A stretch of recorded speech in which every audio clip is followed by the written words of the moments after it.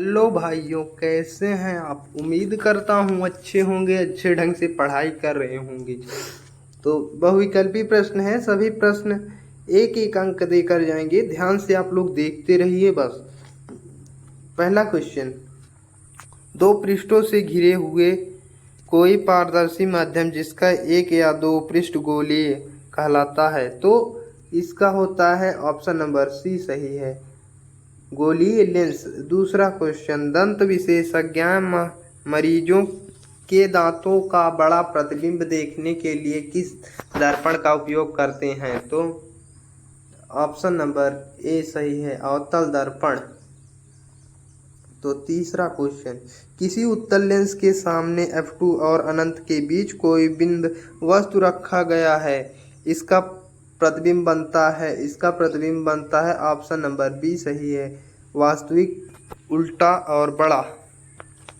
चौथा क्वेश्चन, मानव नेत्र अभिनेत्र लेंस की फोकस दूरी को समायोजित करके विभिन्न दूरियों पर रखी वस्तु को फोकसित कर सकता है। ऐसा होने का क्या कारण है। तो इसका ऑप्शन नंबर बी सही है, समायोजन। तो पांचवा क्वेश्चन, कॉलम ए में दी गई राशियों का सुमेलन कॉलम बी में दिए गए असाई मात्रकों से कहा कर सही विकल्प चुनिए। तो ऑप्शन नंबर पांचवे का सी सही है, ऑप्शन सी। तो छठवां क्वेश्चन, दो चालक तार जिसके पदार्थ लंबवत तथा व्यास समान है, इस किसी विद्युत परिपथ में पहले श्रेणी क्रम में और फिर परावर्तक क्रम में समायोजित की जाते हैं। श्रेणी क्रम तथा परावर्तन संयोजन में उत्पन्न ऊष्मा का अनुपात क्या होगा। तो ऑप्शन नंबर ए सही है।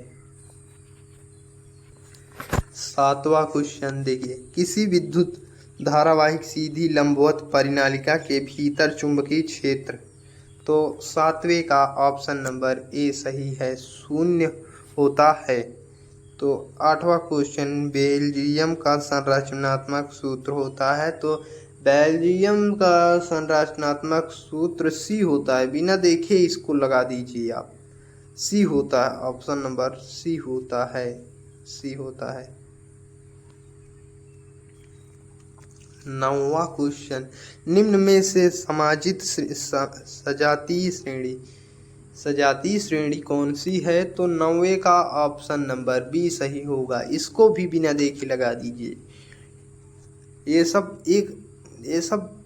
एकदम मस्त क्वेश्चन है, इसको सॉल्व करने लायक है।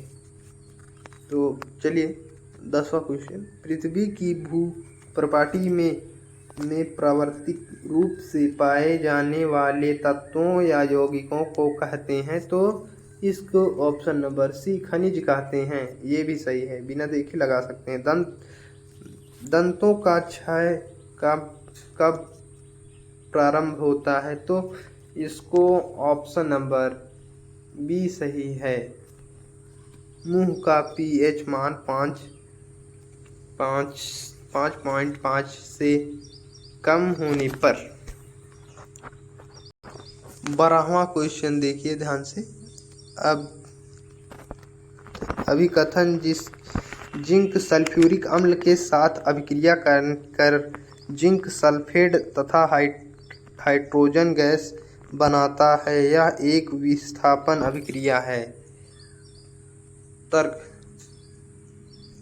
तो इसमें ऑप्शन नंबर ए सही हो जाएगा, ए। दोनों अभिकथन तथा तर्क सही तथा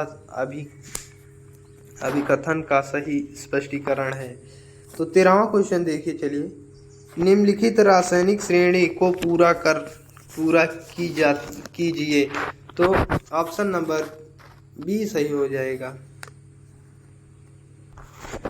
14 नंबर क्वेश्चन देखिए। 14 नंबर क्वेश्चन देखिए। अंतः श्वसन के दौरान वायु प्रवाह का सही मार्ग होता कौन सा है? तो 14 का ऑप्शन नंबर सी सही है। सी, ऑप्शन नंबर सी सही है। कंठ, नस, द्वार, ग्रासनी, फेफड़ा।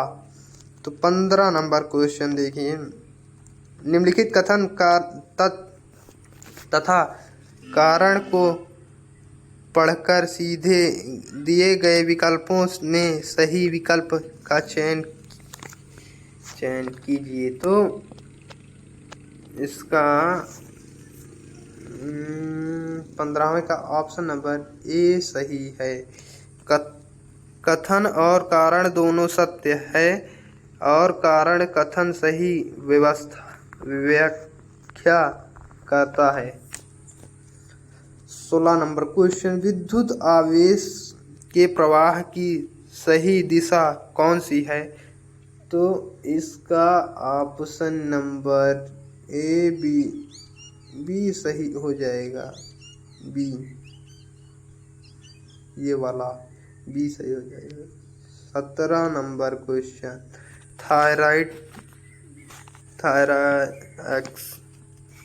थायरॉक्साइन के बारे में कौन सा कथन सही नहीं है? तो 17 का ऑप्शन नंबर डी सही हो जाएगा। थायरॉक्सिन को थायराइड हार्मोन्स भी कहते हैं। 18 नंबर क्वेश्चन देखिए ध्यान से। निम्नलिखित चित्रों के भाग ए, बी और सी की क्रम में होते हैं। तो 18वें का ऑप्शन नंबर ए सही हो जाएगा। बीजपत्र, प्रकरूप और मूलकूल। 19 नंबर। जनन की अलैंगिक विधि में उत्पन्न संतति में परस्पर अधिक समानता होती है, क्यों?